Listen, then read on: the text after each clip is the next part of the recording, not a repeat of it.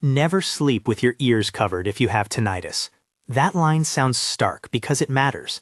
I'm Dr. Ben Thompson, founder of Pure Tinnitus, and today I want to walk you through 5 practical reminders most people with tinnitus forget. Short, evidence-informed steps you can start using tonight to feel calmer and sleep safer. These aren't miracle promises. They're sensible habits that help the brain stop racing and the ears stop taking center stage. If you want clear weekly tinnitus strategies, subscribe now and stay with me for all 5 reminders. Reminder number 1, build a sound plan that protects sleep without stuffing your ears. One of the core ideas I work with is the mixing point. Think of the mixing point as the volume and quality of background sound that sits in the same frequency space as your tinnitus, so the brain has something to blend with rather than constantly amplifying the internal ringing. During the day, many people use small in-ear devices or earbuds for short periods to help reach that mixing point. That can be fine in short supervised use. At night, though, the safe, practical approach is different. Sleeping with your ear canals blocked by earplugs, earbuds, or headphones changes more than just how loud external sound is. It can alter pressure and sensation in the ear, make you more aware of internal noises, and sometimes interfere with comfortable, restful sleep. It can also create practical safety or hygiene problems if worn for long hours, especially without medical guidance. So as a general rule, avoid occluding the ear canal while you sleep unless a clinician has prescribed a specific device for you and shown it is safe for overnight use. What do you do instead? Create a gentle, room-based soundscape. Place a small bedside speaker on low, use a pillow speaker that rests under your pillow without fitting into the ear canal, or try a quality whole room sound machine or a steady fan. An under-pillow transducer that transmits soft vibration rather than blocking the ear can work for some people, and HVAC or simple ambient noise like distant rain or ocean sounds often does the trick. The goal is the same as daytime mixing: provide steady, non-invasive sound that reduces the contrast between silence and your tinnitus. Volume should be low and comfortable, loud enough to blend, not loud enough to mask everything. And again, if you have been prescribed a hearing device intended for overnight use, follow your audiologist's guidance. Do not substitute that with random ear covering gadgets you find online. Reminder number 2, calm your nervous system, because tinnitus and fight or flight are connected. Tinnitus doesn't exist in isolation. The brain's alarm circuits are closely linked to how loud and intrusive your symptoms feel. When your sympathetic nervous system, the fight or flight response, is activated, your whole system is on alert, and noises, including tinnitus, often climb in prominence. That's why stressful events, late-night arguments, or a jarring scene in a movie can make your ears feel louder and more intrusive. You don't need to be stuck in high alert. Small, repeatable practices quiet the alarm. When you notice your heart rate up or your mind racing, try a short breathing reset. Breathe slowly and for 4 counts. Pause briefly and breathe out for 6 counts. Repeat until you feel your shoulders and face relax.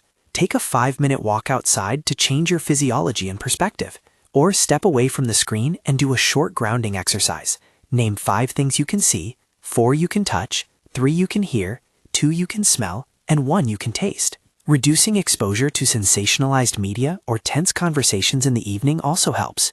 Your nervous system does better when it isn't being fed adrenaline close to bedtime. Reminder number 3, practice stress reduction consistently. The small things add up. There's no single therapy that fixes tinnitus overnight, but daily stress management builds resilience. I encourage my patients to pick 2 or 3 doable activities and make them part of the routine. It might be a 10-minute guided breathing session each morning, a short yoga flow twice a week, or a daily walk after lunch. These aren't optional. Think of them as deposits you make into your emotional bank account, so that when tinnitus spikes, you have balance to withdraw from. If you struggle with anxiety that interferes with sleep, consider structured programs or a therapist trained in anxiety management. Cognitive behavioral therapists, mindfulness instructors, and clinicians who specialize in tinnitus can offer targeted strategies. Support groups, whether local or run by respected organizations, can also cut isolation and provide practical tips.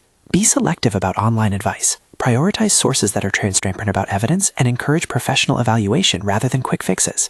Reminder number 4, do the mental work. A short cognitive exercise you can use immediately. One powerful tool is to shift how you relate to the thoughts that come with tinnitus. When a catastrophic or spiraling thought arises, "This noise will ruin my life. I'll never sleep again." Don't try to push it away. Notice it, name it, and interrogate it. I teach a simple 3-step exercise. Notice the thought, write the thought down in 1 sentence, and then check the evidence. For example, notice, "I feel panicked. I can't stop the ringing." Write, "The thought is, I'll never sleep because of this noise." Check. Ask yourself what evidence supports this thought, and what evidence contradicts it. Often you'll find the belief is an emotional prediction, not a fact. Then reframe. Sometimes the noise is louder, but I have tools that have helped me sleep before, and I can try my sound plan and a breathing reset. This structured approach interrupts automatic catastrophizing and gives your nervous system permission to calm down. It's a small habit, but when practiced over days and weeks, it changes how the brain prioritizes tinnitus. Reminder number 5. Build daily routines that support better nights and protect your sleep environment. Start mornings with a few simple actions that set the day's tone. Drink a glass of water to hydrate, step outside for a brief walk or some sunlight, and take 3 minutes for mindful breathing or a focused intention. Those early deposits lower baseline anxiety and improve sleep architecture later. Wind down in the evening with predictable cues that your body recognizes as time to relax. A warm shower, dimmed lighting, light reading, gentle stretching, and a non-occlusive ambient sound source are all helpful. Avoid heavy action movies, intense news, or vigorous exercise right before bed if those tend to spike you up.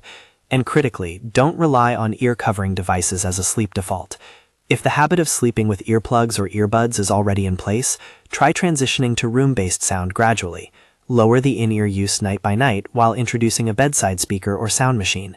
Keep volume low and consistent. Abrupt changes in loudness during the night can jerk you awake and make tinnitus feel louder. Throughout each of these reminders, 3 practical micro-habits are powerful and simple to adopt. First, signature breathing. Use a slow, steady pattern whenever you feel tension rising. Second, a 1-minute journaling habit before sleep. Jot down what went well today and one small plan for tomorrow. This tends to reduce the brain's need to rehearse worries overnight. Third, a bedroom audit. Put your speaker in a steady, stable place away from immediate contact with your ear. Remove screens an hour before bed, and make sure the environment feels safe and comfortable without occluding the ear canals. Again, we're not saying earplugs are universally bad. They help in certain contexts, like protecting hearing in noisy environments. But for overnight tinnitus management, non-occlusive room-based soundscapes are generally the safer, more calming choice, unless your clinician tells you otherwise. If you're worried about safety, for example, if you need ear protection at night because of work-related noise, or you use medically prescribed overnight hearing technology, speak with your audiologist or ENT. There are legitimate reasons someone might need a special overnight device, and that should be set up and monitored by a professional. The advice I'm giving here is broad, practical guidance for people looking to reduce nighttime tinnitus disturbance without introducing new risks. Before we recap, here's a short breathing reset you can try right now. Sit upright, soften your shoulders, inhale slowly through your nose to a gentle count of 4, pause for a second, then exhale through your mouth to a count of 6. Repeat this cycle 3 to 5 times. Notice any reduction in tension. Use this tool when your tinnitus spikes or as part of your evening wind down. Quick recap of the 5 reminders. Build a non-occlusive nighttime sound plan and avoid sleeping with ear-covering devices unless a clinician advises otherwise. Calm your nervous system with small physiological resets and lower evening stressors. Practice daily stress reduction habits that add up over time. Work on negative thinking with a simple notice, write, check reframing exercise.